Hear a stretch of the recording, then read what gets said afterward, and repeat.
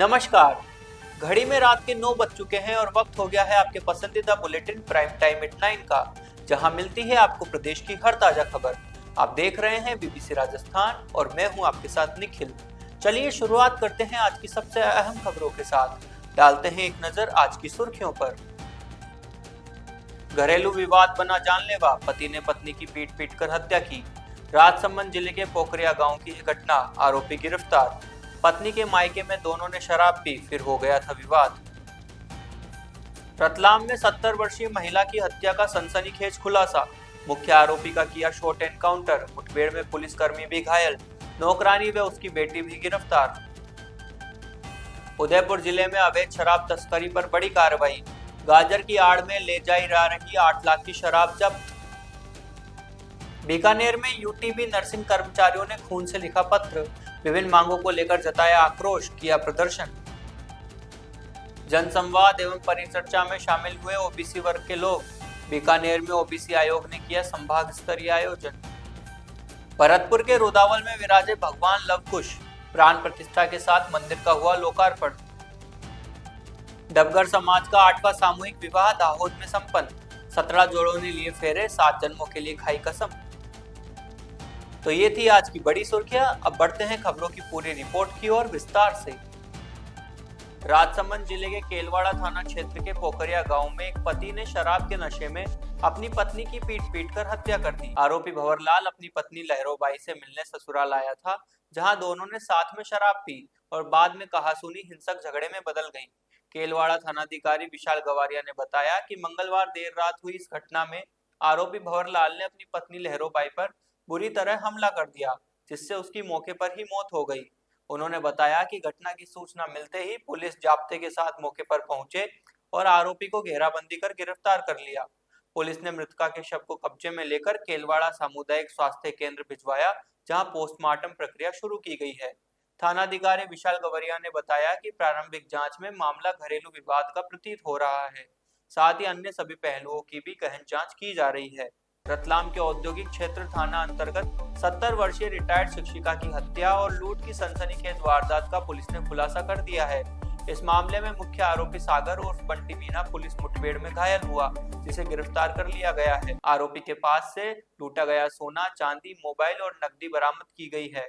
घटना 24 नवंबर की है, जब मीराकुटी लक्ष्मणपुरा निवासी सरला धनेतवाल की उनके घर के बाथरूम में गला रेतकर हत्या कर दी गई थी। मृतिका घर में अकेली रहती थी और शिक्षिका पद से सेवानिवृत्त थी। एसआईटी द्वारा की गई जांच में आसपास के सीसीटीवी फुटेज खंगाले गए, जिससे आरोपी की पहचान की गई। मुखबिर की सूचना पर पुलिस ने आरोपी को रावटी थाना क्षेत्र के जंगल से घेराबंदी कर पकड़ा।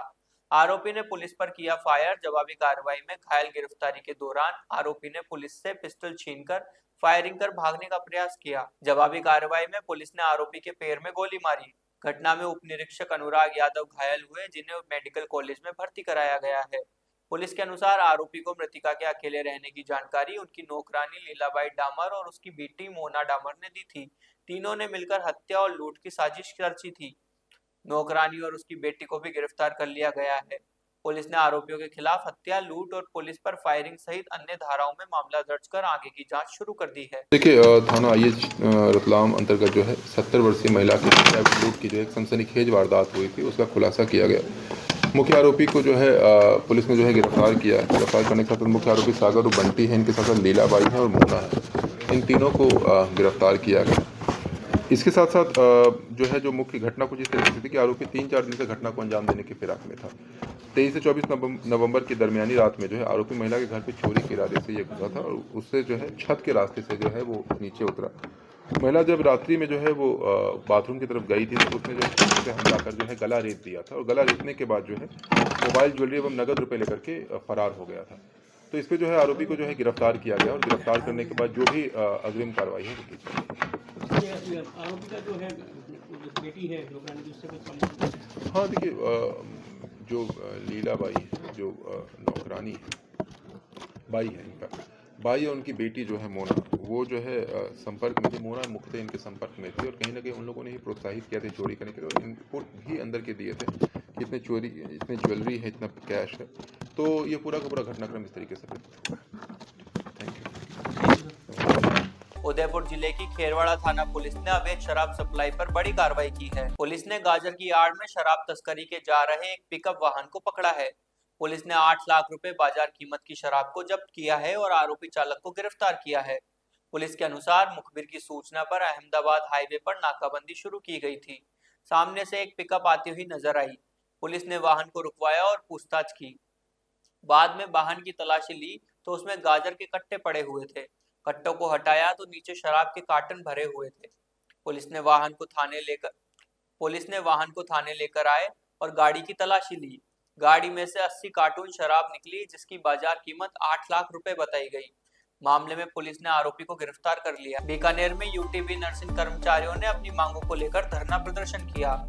नर्सिंग कर्मचारी रईसुद्दीन राठौड़ ने बताया कि वे 4 दिनों से धरने पर बैठे हैं और आज उन्होंने 1 दिन की भूख हड़ताल रखी है। नर्सिंग कर्मचारियों की मुख्य मांग है कि सीनियर ऑफिसर के 118 पद खाली है और वे 54 जने हैं, उन्हें नौकरी दी जाए और उन्हें एडजस्ट किया जाए।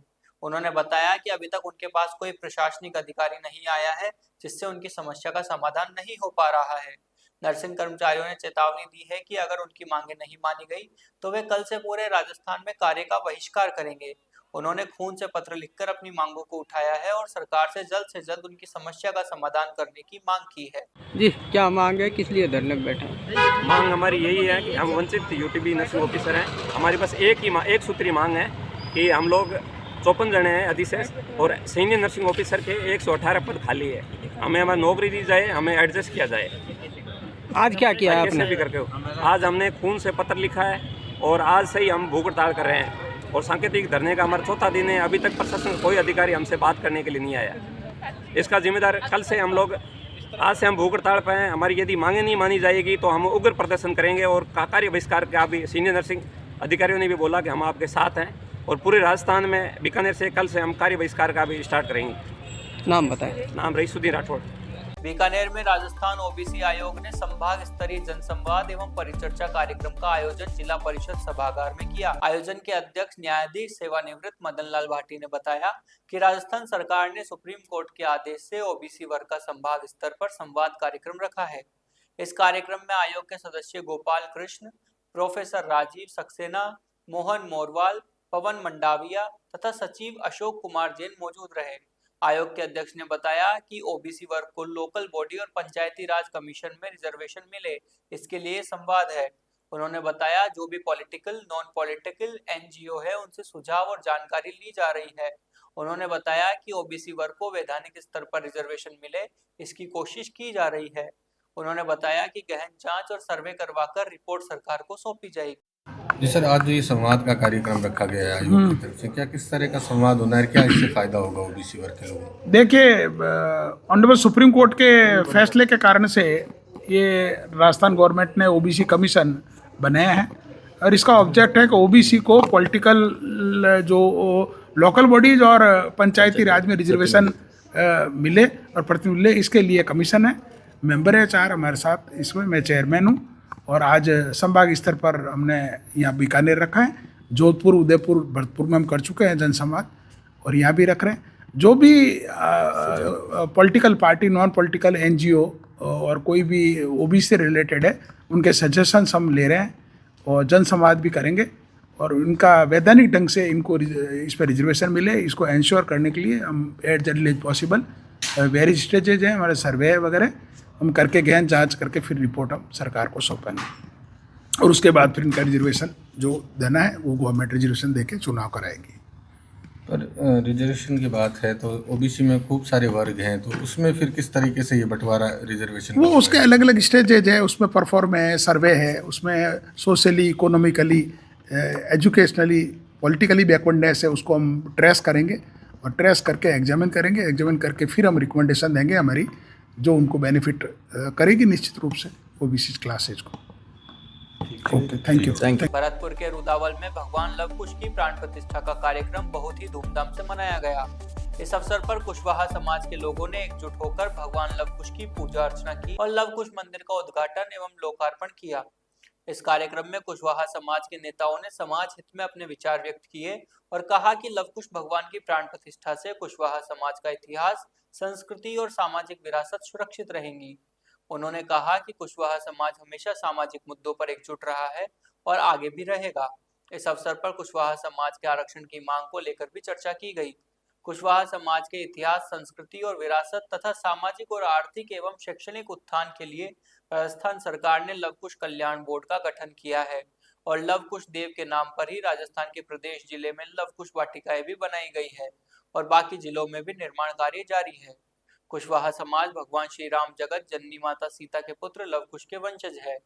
कुशवाहा समाज सनातन संस्कृति और हिंदू धर्म को मानने वाले हैं। प्रदेश मीडिया प्रभारी डीके कुशवाहा ने सामाजिक सूत्रों के अनुसार बताया है कि कुशवाहा समाज सभी भेदभावों को भुलाकर एकजुट है और आरक्षण जैसे गंभीर मुद्दे को लेकर जल्द ही बैठकों का दौर जारी करेगा। डबगर समाज चैरिटेबल ट्रस्ट परिवार द्वारा 8वां सामूहिक विवाह समारोह दाहोद के रामानंद पार्क में आयोजित किया गया। इसमें 17 जोड़ों ने एक साथ फेरे लिए और जीवन की नई पारी की शुरुआत की।